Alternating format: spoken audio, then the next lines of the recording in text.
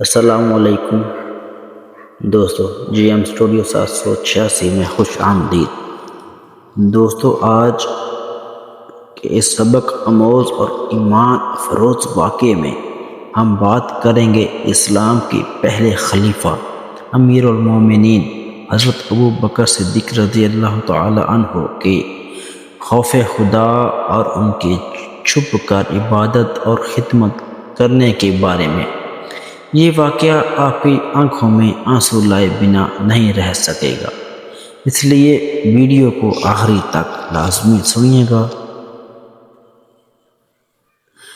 حضرت عمر فاروق رضی اللہ تعالی عنہ بیان کرتے ہیں کہ جب حضرت ابو بکر صدیق رضی اللہ تعالی عنہ خلیفہ بنے تو وہ روزانہ صبح کی نماز کے بعد دینا کے باہر ایک چھوٹی سی جھونپڑی میں جایا کرتے تھے اور وہاں کچھ دیر رک کر واپس آتے تھے۔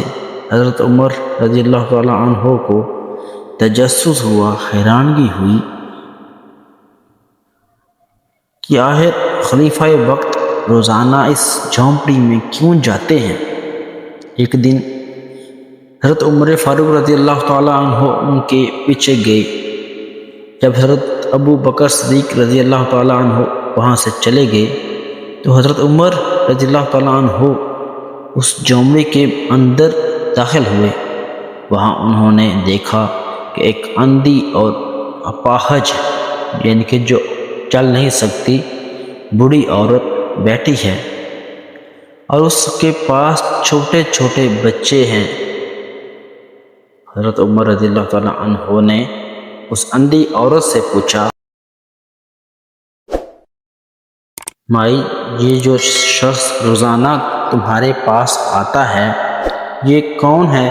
عورت نے جواب دیا، خدا کی قسم میں اسے نہیں جانتی، یہ روزانہ صبح آتا ہے، ہمارے گھر کی صفائی کرتا ہے، بچوں کے لیے کھانا پکاتا ہے، بکریوں کا دودھ نکالتا ہے اور بنا کچھ بولے خاموشی سے چلا جاتا ہے۔ یہ سن کر حضرت عمر رضی اللہ تعالی عنہ کی آنکھوں میں آنسو آ گئے۔ آپ نے روتے ہوئے فرمایا، او ابو بکر، او ابو بکر، آپ نے بات آنے والے خلفاء کے لیے ایک بہت مشکل مثال قائم کر دی ہے، ہم آپ کے اس انصاف اور خدمت کا مقابلہ کیسے کریں گے؟ سبحان اللہ! یہ تھا ہمارے خلفاء راشدین کا ادب اور ان کا خوف خدا کہ دنیا کی سب سے بڑی طاقت ہونے کے باوجود وہ غریبوں کی خدمت خاموشی سے کرتے تھے